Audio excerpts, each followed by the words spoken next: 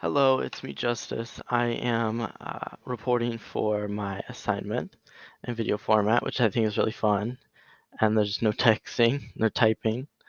Um, so the book we read was El Defo, about Cece, a young girl with who has to get hearing aids. And furthermore on this, we find a quote at the beginning of the book that says, "Superheroes might be awesome, but they are also different. And being different feels a lot like being alone." I would personally agree with that. Um, I think that it's a pretty universal idea that if you do stand out, you don't flow with the water as well. It's like if you make something, if you're trying to get somewhere or you're trying to stand your ground, then you have to be an iceberg in that water and let it just flow over you. And it might be lonely, but you could find another iceberg one day who feels the same, and another iceberg, and another iceberg. Um, do you think being different feels like being alone? Um, could this be an overarching theme in children's literature? I would say yes, definitely yes. Um, things, for example, like James and the Giant Peach, Alice in Wonderland, um, and in all of those good books that we did read. Um, I would say for Alice in Wonderland, I can't remember if I put this in my last post, but I definitely believe that for her it was a transition from a child to an adult, and that can be pretty hard going from here to here. And one way I like to think of it as like young adult, adult, senior, and she's struggling getting from one to another. The story does lead off though, she's probably a bit older, but I guess the main point is she probably does feel like she's in a crazy world. She is like, what the heck? I don't understand these rules, these grown-up rules. Why are people like this? Why can't people be nice? Blah blah blah blah blah. Um, that would just be one of my examples. I don't want to make this video too long. How well can you read the white space between panels?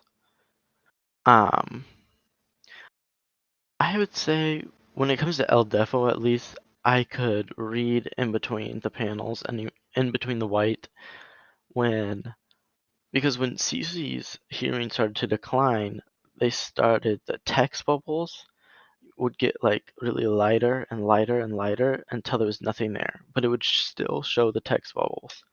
And at that point, um, you need to look at the pictures to help you get a clue as to what's going on. And I thought that was very creative of the book um, to simulate that hearing loss. And it also kind of simulates maybe some emptiness and loneliness and the fact that there's nothing in those bubble that bubble of hearing deterioration.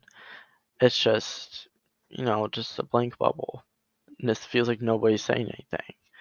And that emptiness that comes from that bubble is loneliness. I don't know any other kids that have hearing aids. I don't know if this is common. I don't know. So I definitely think with El Defo this showed signs of like loneliness. Um, and the last one, can you think of Universal Design ISU campus for the handicapped really? I would say yeah, there's always roll up, those slope down stairs, stuff like that. I do know one off the top of my head, and it's Ohio University. They actually um, they had a huge green plot, and then the front door is right here. And students would just walk over the grass because it was the most efficient. And eventually, they paved over the spots that were ruined from walking because that's what first it stopped ruining the grass. Second, it would get people to where they need to go quicker. And I thought that was really good innovation on their side. Um, but overall, thank you for listening about my interpretation of these books, and have a good one.